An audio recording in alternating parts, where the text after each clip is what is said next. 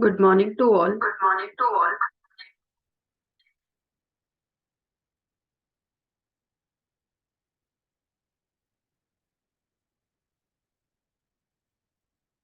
Welcome to Suresh Gyan Vihar University.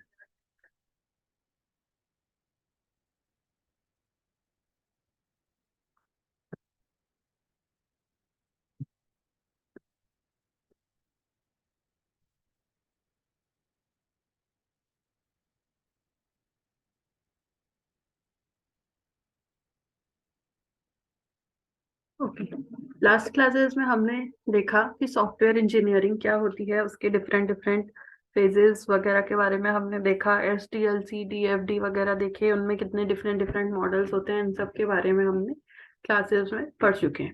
अब next है हमारा रिक्वायरमेंट्स इंजीनियरिंग। ठीक है, रिक्वायरमेंट इंजीनियरिंग क्या होती है। अब रिक्वायरमेंट इंजीनियरिंग के अंदर देखा है the process of establishing the services that the customer requires from a system and the constraints under which it operates and is developed। ठीक है, तो रिक्वायरमेंट इंजीनियरिंग में ये देखा जाएगा, हम लोग देखेंगे आगे, मतलब कि क्या क्या जैसे रिक्वायरमेंट के बारे में अभी तक हम पढ़ चुके हैं, फेजेस, डिफरेंट डिफरेंट फेजेस पढ़े थे। तो उनमें फर्स्ट फेज क्या था, हमारा रिक्वायरमेंट फेज था।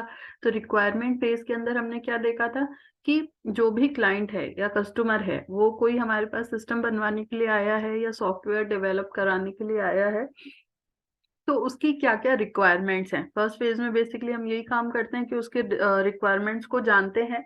ठीक है, उससे क्वेश्चन एयर, रिक्वायरमेंट्स किसके थ्रू जानेंगे कि या तो उससे क्वेश्चन एयर करेंगे कि भाई आपको क्या चाहिए, किस तरह से चाहिए, किस जगह पे क्या, कौन सी फील्ड चाहिए। ठीक है, तो ये सारा रिक्वायरमेंट के अंदर आ गया। तो वही है बेसिकली रिक्वायरमेंट इंजीनियरिंग क्या है कि आप किसी भी सिस्टम को बनाने के लिए कस्टमर की क्या क्या रिक्वायरमेंट है, कोई भी सर्विस प्रोवाइड करने के लिए सर्विस गेनर या कस्टमर या क्लाइंट की रिक्वायरमेंट्स को जानते हैं। ठीक है, the process of स्टेबलिंग the services that the customer requires from a system and the constraints under which it operates and is developed. Okay, the requirements themselves are the description of the system, services, and constraints that are generated during the requirements engineering process। ठीक है, the requirement themselves are the description। अब क्या बोल रहा है वो कि जो रिक्वायरमेंट्स होती हैं वो ऑटोमेटिकली अपने आप में क्या है, डिस्क्रिप्शन है। किसके बारे में डिस्क्रिप्शन है कि जो भी सर्विसेज प्रोवाइड करानी है या जो भी क्लाइंट या कस्टमर है वो क्या चाहता है, वो अपने आप में एक डिस्क्रिप्शन है। उसको पढ़ के कोई भी बंदा ये जान सकता है कि हाँ, क्या बनाना है आगे, क्या क्या चीजों की उसमें हमें नीड होगी, क्या डिजाइनिंग किस तरह से करनी होगी, मतलब सारी चीजें रिक्वायरमेंट फेज के अंदर ही आ जाता है। तो ये एक आपका डिस्क्रिप्टिव डॉक्यूमेंटेशन हो जाएगी। ओके, तो आप एक बार ये नोट डाउन कर लीजिए कि the requirements themselves are the descriptions of the system, services and constraints that are generated during the requirement engineering process.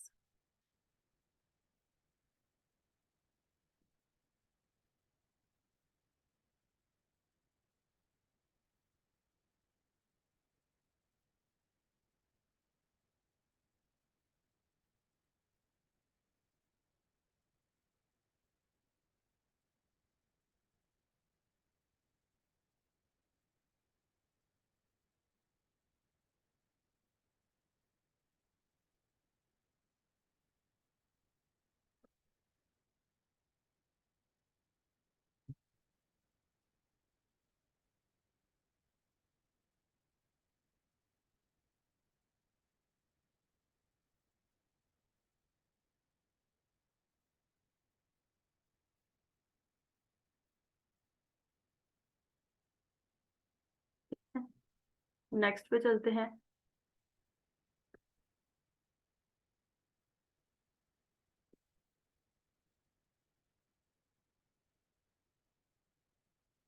Next is constraints. अब इसके लिए क्या क्या कॉन्स्ट्रेंट्स के रहेंगे। फर्स्ट है, constraints are things that will live with in our daily lives, accept them and move on। Constraints are things that affect your product but are out of your control. Constraints मतलब क्या हो जाता है? Constraint मतलब हो गया आपका एक तरह से लिमिटेशन, ठीक है। तो लिमिटेशन या लिमिटेशन तो हर जगह होती है, ठीक है। तो वही वाली चीज है कि constraints are things that we live with our daily lives, accept them and move on। जैसे कि हम लोग कहीं ट्रैवल कर रहे हैं, ठीक है। ट्रैवल कर रहे हैं, हमने अपना टाइम एस्टिमेट लगा लिया है कि हमें किसी जगह पे 10:45 पे पहुंचना है, लेकिन हम अपने प्लानिंग इस तरह से करते हैं, हम अपना स्केड्यूल इस तरह से प्रिपेयर करते हैं कि हम वहां पर अप्रोक्स 10:35 पर ही पहुंच जाएं, जिससे हम लेट ना हो। हम अप्रोक्सीमेटली 10:35-40 तक पहुंचे, लेकिन रास्ते में ट्रैफिक इतना ज्यादा है तो हम 10:45 की जगह 10:50 पर पहुंचे बल्कि। तो अब क्या है, ये एक तरह से आपका कॉन्स्ट्रेंट ही हो गया अपनी डेली लाइफ के अंदर। तो क्या करते हैं, हम उसको एक्सेप्ट करते हैं और मूव ऑन कर जाते हैं। तो यही वाली चीज है, कोई सिस्टम भी अगर हम लोग डेवलप कर रहे हैं उसमें भी वेरियस वेरियस कॉन्स्ट्रेंट्स आ जाएंगे। जब आप स्टार्टिंग में तो आपको लगेगा कि हाँ it's very easy, we can go through it, but जब आप बनाने लगते हैं किसी भी सॉफ्टवेयर या सिस्टम को तो उसमें बहुत सारे कॉन्स्ट्रेंट्स आते हैं, बहुत सारी प्रॉब्लम्स भी आएंगी कि हाँ कभी डिजाइनिंग फेज में कि वो प्रॉपर वर्क नहीं करेगा, या कोई भी रिसोर्सेज की रिक्वायरमेंट है वो टाइमली हमें अवेलेबल नहीं होंगे। तो इस तरह से कई सारे कॉन्स्ट्रेंट्स आ जाते हैं, तो जिन जो कि हमारे आउट ऑफ कंट्रोल होंगे, ठीक है। तो ये नहीं कि हम उसको पकड़ के ही बैठ जाएं, उसको हमें ओवरकम करने के लिए या तो बेटर प्लानिंग की जरूरत होगी, या कई बार उस कॉन्स्ट्रेंट्स को इग्नोर करके भी हमें अपनी वर्किंग करनी होगी, ठीक है।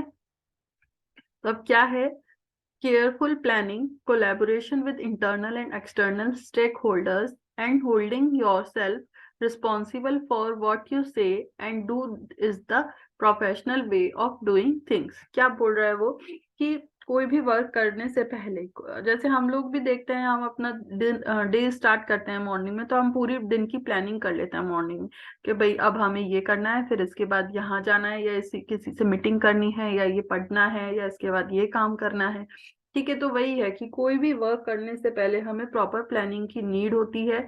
फिर उसके बाद जैसे सपोज हमें कोई रिसोर्सेज की नीड होगी, अलग दो तीन रिसोर्सेज होते हैं, मतलब एक सिंगल रिसोर्स होता है जिसके के ऊपर दो तीन यूज करने वाले होते हैं। तो उस प्रॉपर प्लानिंग के बाद ही हम लोग देख सकते हैं कि हाँ हम अपना रिसोर्स को बिना टाइम वेस्ट किए किस तरह से यूज में ले सकें, जिससे कि हमारा टाइम वेस्ट भी नहीं हो, साथ ही साथ उस पर्टिकुलर रिसोर्स को किसी और को भी यूज में लेना है तो उसका भी टाइम वेस्ट ना हो, ठीक है। अब आप एक बार इसको लिख लीजिए।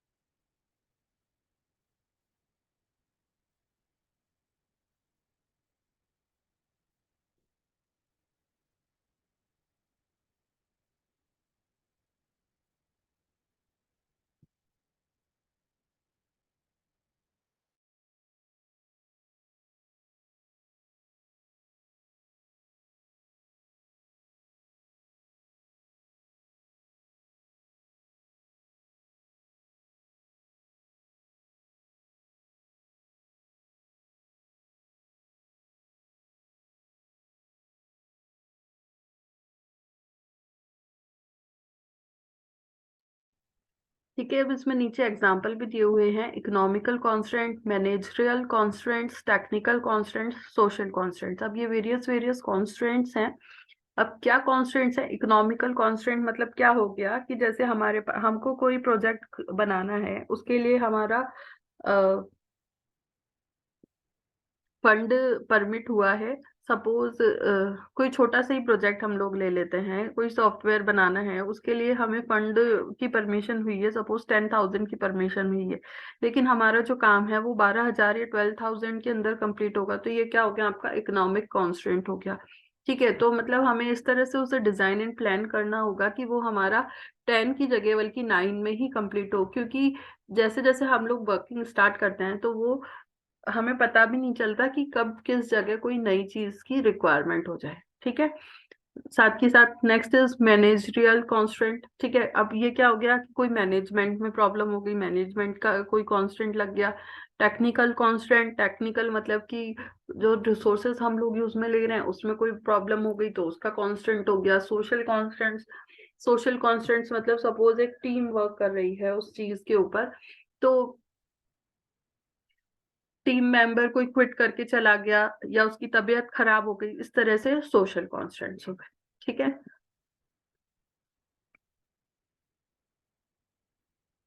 Next is types of requirement. अब टाइप्स ऑफ रिक्वायरमेंट में क्या आएगा, डिफरेंट डिफरेंट रिक्वायरमेंट्स है। First is user requirement, then system requirements, functional and non functional requirements. ठीक है, तो ये वेरियस वेरियस टाइप्स के रिक्वायरमेंट्स हो गए। फर्स्ट हम लोग देखते हैं user requirements. Statements in the natural language plus diagram of the services the system provides and its operational constants written by customer, for example user interface, natural language etcetera. अब user requirement के अंदर क्या हो गया कि जो computer है वो तो यूजर लैंग्वेज, हमारी लैंग्वेज को नहीं समझता है। जो भी हम लोग डेटा इनपुट करते हैं सिस्टम के अंदर वो उसको नहीं समझता है, मतलब नेचुरल लैंग्वेज को अंडरस्टैंड नहीं करता है। तो यूजर रिक्वायरमेंट क्या होगी कि वो जो भी सिस्टम बनाया जाए वो यूजर फ्रेंडली होना चाहिए। यूजर इंटरफेस का मतलब क्या होगा कि यूजर फ्रेंडली होना चाहिए, कि भाई जैसे आप लोग उसे क्रिएट, जैसे कोई कस्टमर आया उसने अपनी रिक्वायरमेंट दे दी कि भाई मुझे इस तरह से लाइब्रेरी मैनेजमेंट सिस्टम एक क्रिएट करवाना है आपसे, तब आप उसको अपनी डिजाइनिंग या अपने अकॉर्डिंग उसको डिजाइन करेंगे, बनाएंगे, इम्प्लीमेंट करेंगे। ठीक है, लेकिन जो बैक एंड कोडिंग है वो सब किसी यूजर को तो नहीं पता होगी कि भाई ये किस तरह से काम करता है। ठीक है, तो उसका जो इंटरफेस है वो यूजर फ्रेंडली होना चाहिए, मतलब उसे देखते ही समझ में आना चाहिए कि हाँ यहाँ ड्रॉप डाउन बटन है, यहाँ रेडियो बटन है। ठीक है, इसको ड्रॉप करेंगे, इस पे क्लिक करेंगे तो ड्रॉप डाउन काफी सारे ऑप्शंस आ जाएंगे। या रेडियो बटन में जैसे कि हम फॉर्म फिल करते हैं तो मेल और फीमेल, ये रेडियो बटन हो गया आपका। ठीक है, वो राउंड राउंड से जो बटन होते हैं they are radio button. Okay, drop down मतलब कि एक ट्रायंगुलर सा जो ऑप्शन आते हैं जिसमें नीचे कई सारे स्टेट्स या डिस्ट्रिक्ट आ जाती हैं, वो आपका हो गया ड्रॉप डाउन। ठीक है, तो इस तरह से वो यूजर इंटरफेस यूजर फ्रेंडली होना चाहिए और नेचुरल लैंग्वेज में होना चाहिए। ये नहीं कि आपने तो उसमें लिख दिया A+B इज इक्वल्स टू, मतलब ये तो A+B is equals to C तो इजी सा है, पर जैसे आपने कोडिंग की है, सपोज C के अंदर हम लोग कोई डिजाइन कर रहे हैं तो उसमें क्या होता है, कोई डेटा रिट्रीव प्रिंट कराने के लिए जैसे फंक्शन यूज में ले लिया प्रिंट एफ, तो प्रिंट एफ तो नहीं समझ में आएगा ना कि भाई प्रिंट एफ क्या यूज में आ रहा है इस तरह से। ठीक है, ये हो गया आपका user requirements. Next is system requirement, a structured document setting out details, descriptions of the system functions, services, and operational constraints. For example, generating sales report, customers data, etc. So this defines what should be implemented.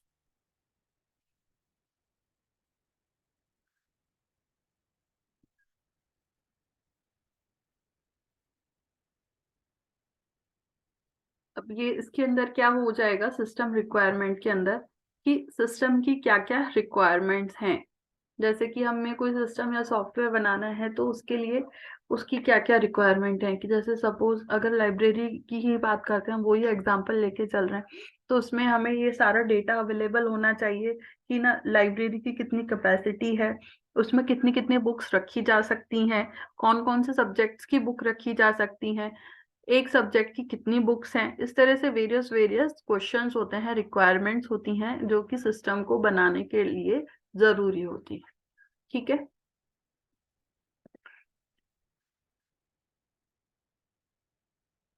Next is functional and non functional requirements.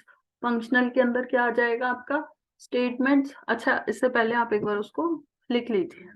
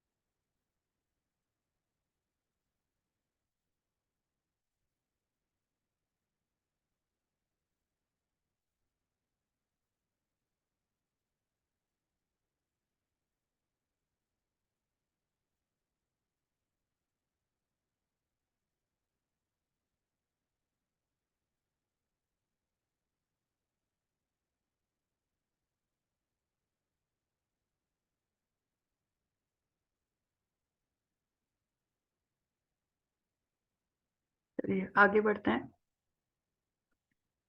Functional requirement मतलब कि क्या हो गया कि statement of services they should the system should provide, how the system should react to particular input and how the system should behave in particular situations, may state what the system should not do। ठीक है, functional requirement का मतलब हो गया कि system को किस तरह का इनपुट दिया जाए कि वो किस तरह से काम करे, मतलब फंक्शनल हो गया है इसके अंदर पूरा कि जैसे सिस्टम को दिया गया है सिंपल लैंग्वेज में, नेचुरल लैंग्वेज में कोई भी इनपुट दिया गया है तो उस कंडीशन में सिस्टम किस तरह से वर्क करे, उसका एनवायरनमेंट किस तरह से रहे। ठीक है, यूं नहीं कि भाई वो छोड़ दे काम कि भाई ये तो मुझे समझ नहीं आ रहा है वो क्या करना है क्या नहीं करना है, इस तरह से तो वो पहले उसको अपनी अंडरस्टैंडेबल लैंग्वेज में कन्वर्ट करेगा, जिस भी लैंग्वेज में हम लोग वर्क कर रहे हैं।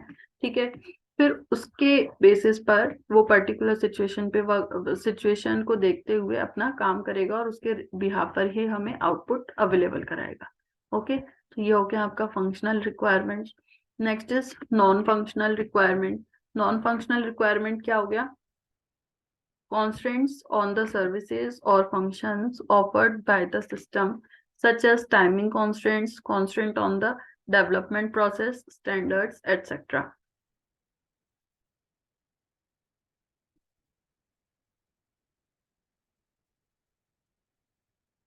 अब इसके अंदर नॉन फंक्शनल के अंदर क्या चीज उसने इंक्लूड किया हो जाएगा कि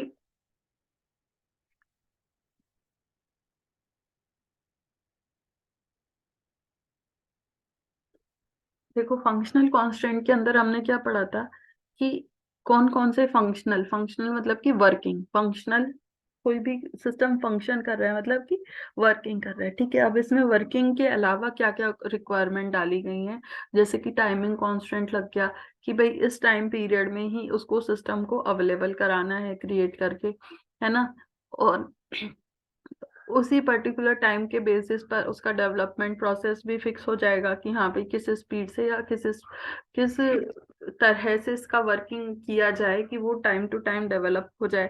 ठीक है, तो ये सारा हो गया आपका नॉन फंक्शनल है, मतलब कि वर्किंग के अलावा जो चीजें आती हैं उनको इसके अंदर यूज में लिया गया है।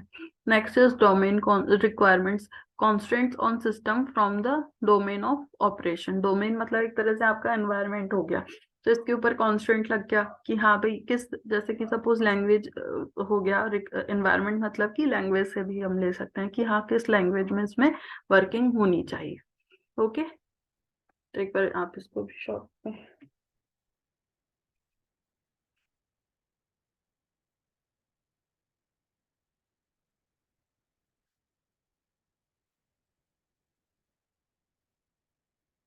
नेक्स्ट इज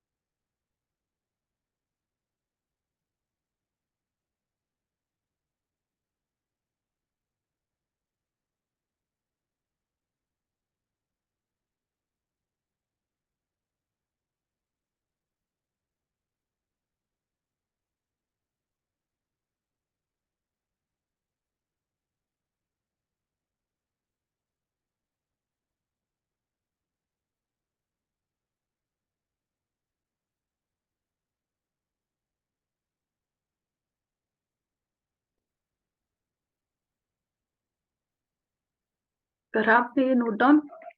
चलो नेक्स्ट, इसके अंदर क्या पढ़ेंगे रिक्वायरमेंट इंजीनियरिंग में? अब इसके क्या क्या वेरियस वेरियस टास्क है। अब इसको इंजीनियरिंग बोल दिया गया है, अदरवाइज वो हमको बता रहा है कि रिक्वायरमेंट फेज जो होता है उसमें किस तरह से वर्किंग की जाती है।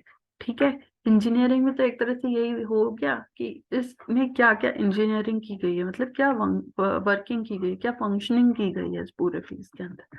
ओके, तो फर्स्ट इज इंसेप्शन। इंसेप्शन मतलब कि हो गया कि इसको किस तरह से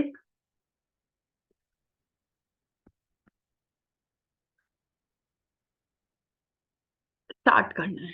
ठीक है, किसी भी सिस्टम को बनाने के लिए उसमें पहले सारा यूजर से कलेक्ट कर लिया डेटा कि हाँ भाई आपकी क्या क्या नीड्स हैं, क्या किस तरह से आपको चाहिए।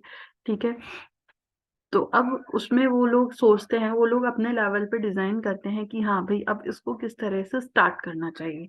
ओके, तो फिर उसके बेसिस पर ही एलिसेट एलिसेट किया जाता है उसको, मतलब कि उसमें ये देखा जाता है कि हाँ हम इस तरह से स्टार्ट करेंगे तो हमें क्या आउटपुट मिलेगा। एलिसिट मतलब कि आउटपुट होता है कि क्या प्राप्त होता है। ठीक है, इसके बाद नेक्स्ट इज इलेबोरेशन।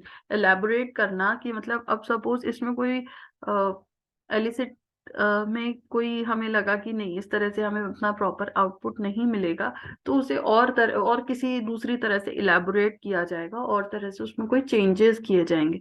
ओके, फिर नेगोशिएशन भी इसका एक स्टेप हो गया। नेगोशिएशन किस तरह से हो गया कि ना, जैसे डिजाइनिंग में कोई प्रॉब्लम आ रही है कि नहीं आप ये चाहते हैं लेकिन हम उसको किसी भी तरह से करने की कोशिश कर लें, लेकिन इसके डिजाइनिंग में ये प्रॉब्लम तो आएगी, तो आपको अपनी रिक्वायरमेंट में कुछ चेंज करना पड़ेगा।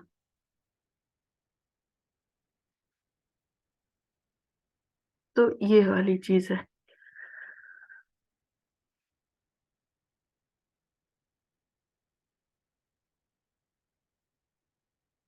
ठीक है, नेक्स्ट इज स्पेसिफिकेशन। स्पेसिफिकेशन का मतलब हो गया कि उसको और बताइए आप क्या हो सकता है स्पेसिफिकेशन का मतलब।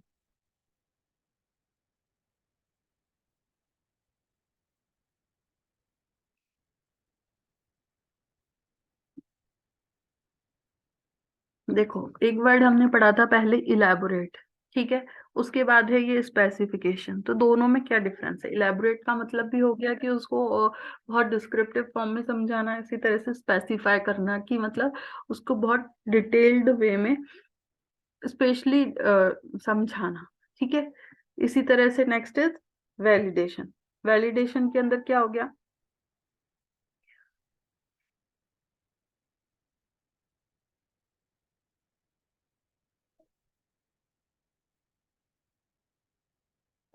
वैलिडेट करना, जैसे बोलते हैं ना कि हाँ वैलिडेट कर दो इसको।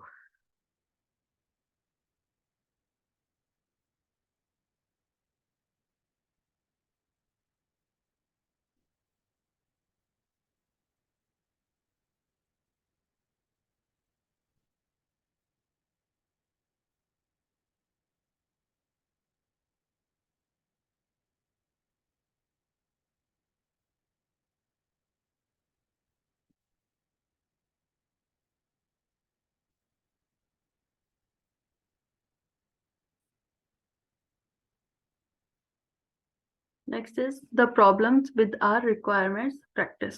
ठीक है,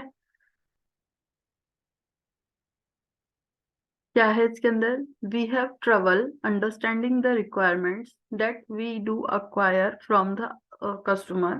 We often record requirements in an disorganized manner. We spend far too little time verifying what we do record. Most importantly, we fail to establish a solid foundation for the system or software that the user wants built. ठीक है, अब ये अभी तक तो हमने बात की कि हाँ ऐसा होना चाहिए स्टैंडर्ड वे में, लेकिन जनरली क्या होता है प्रैक्टिकली जब इसे वर्क करते हैं तब क्या होता है, इसमें कई सारी ट्रबल्स हो जाती हैं। क्या ट्रबल हो जाती हैं? ट्रबल कहें या फिर वर्किंग जैसे प्रैक्टिकल करते वक्त ये इसके अंदर कमियां रह जाती हैं। क्या होता है इसमें? फर्स्ट क्या है? We have trouble understanding the requirements that we do acquire from the customer. Customer की जो जो भी रिक्वायरमेंट्स हमको मिलती हैं हम उनको समझने में फेल हो जाते हैं कई बार। ठीक है, कि वो बोलते हैं कुछ कि हमें A+B=C चाहिए, लेकिन हम ये समझ नहीं पाते हैं कि वो क्या चाहता है एग्जैक्टली, वो प्लस चाहता है, माइनस चाहता है, क्या चाहता है, क्योंकि या तो वो समझा नहीं पाता या फिर हम पर्टिकुलर उसकी रिक्वायरमेंट को किसी भी रीजन से समझ नहीं पाते। Next is we often record requirements in a disorganised manner. ठीक है, कई बार ये भी हो जाता है कि वो जैसे हम लोग टीचर कुछ लिखवा रहा है तो हम जल्दी जल्दी में कुछ उसे डिसऑर्गेनाइज्ड वे में लिख लेते हैं। तो वही वाली चीज है कि उसको प्रॉपर तरह से नोट डाउन नहीं करते हैं, उसको बिल्कुल डिसऑर्गेनाइज्ड फॉर्म में नोट करते हैं। ठीक है, फिर उसके बाद नेक्स्ट है we spend far too little time verifying what we do record. ठीक है, उस अब जो भी हमने रिकॉर्ड किया है उसके ऊपर हम बहुत कम टाइम स्पेंड करते हैं। एक ये भी प्रॉब्लम हो जाती है कि हाँ ये तो कर लेंगे हो जाएगा, हाँ हमें सब पता है ये सोच के, और हम उसे देखते नहीं है कि हाँ क्या रिकॉर्ड किया है हमने, उस पर किस तरह से प्रॉपर वर्किंग करनी चाहिए कि हाँ हमारा सिस्टम वर्क कर पाए सही से। फिर उसके बाद नेक्स्ट है most importantly we fail to establish a solid foundation for the system or software that the user wants built। ठीक है, फाउंडेशन क्या होता है, नींव होती है, नींव मतलब कि बेस। ठीक है, तो हम उस बेस को क्रिएट करने में ही फेल हो जाते हैं कई बार, जो कि यूजर चाहता है। ठीक है, अगर बेस क्लियर होगा तो हम जैसे कई बार बोलते भी है ना कि हाँ आपका बेस क्या है, आपका बेस है 10th 11th 12th, अगर आप इनको क्लियर सही से पढ़ लोगे तो फिर आगे आपको कभी प्रॉब्लम नहीं आएगी। तो बस इसीलिए इसी तरह से हो गया कि जो यूजर चाहता है उसका हमें बेस प्रॉपर तरह से क्रिएट करना होगा, जिससे कि आगे प्रॉब्लम ना आए।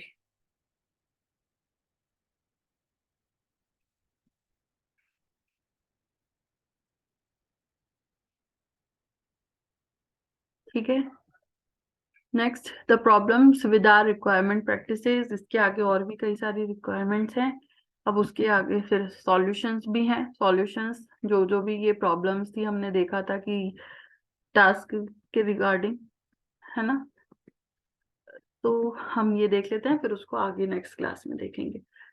The many software developers argue that building software is so compelling that we want to jump right in before having a clear understanding of what is needed.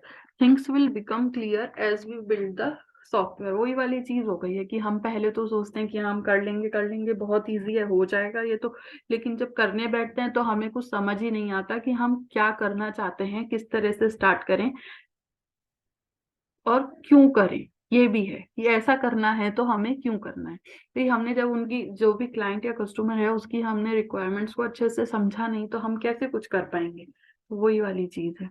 ठीक है, project stakeholders will be able to better understand what they need only after examining early iterations of the software.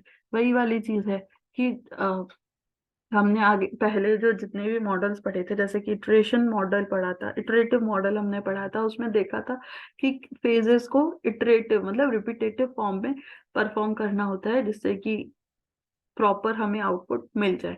ठीक है, तो वही है इसमें कि जितने भी वर्किंग हैं लोग, मेंबर्स हैं इसके अंदर, वो तभी कुछ समझ पाते हैं जब इसके अंदर वेरियस वेरियस रिपीटेशंस हो चुके होते हैं। क्योंकि अब ये प्रॉब्लम क्यों आई, क्योंकि स्टार्टिंग में उन्होंने रिक्वायरमेंट को अच्छे से समझने की कोशिश नहीं की। अगर वो समझते तो उन्हें समझ में आ जाता स्टार्टिंग में डिजाइनिंग फेज के अंदर कि हाँ भाई किस तरह से डिजाइन करें कि हाँ हमें प्रॉपर आउटपुट मिल जाए। Okay, things changes so rapidly that requirement engineering is a waste of time.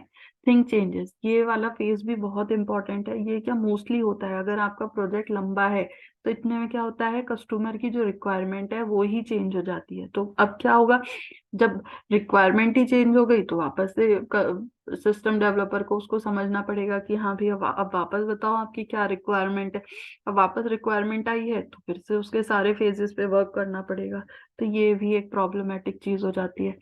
फिर नेक्स्ट है the bottom line is producing a working program and that all else is secondary. अब जो ओवरऑल ये सारी working है इसका मेन एम क्या होना चाहिए कि जो भी सिस्टम हम क्रिएट कर रहे हैं वो प्रॉपर वर्क करे। ठीक है, वर्किंग स्टेट में ही हम यूजर को दे सकते हैं, अदरवाइज वो कोई काम का नहीं। तो इस पे भी कई बार जो रिक्वायरमेंटर है या जो इनिशियल वर्क टीम मेंबर्स हैं वो उस पर ध्यान नहीं देते हैं। ठीक है।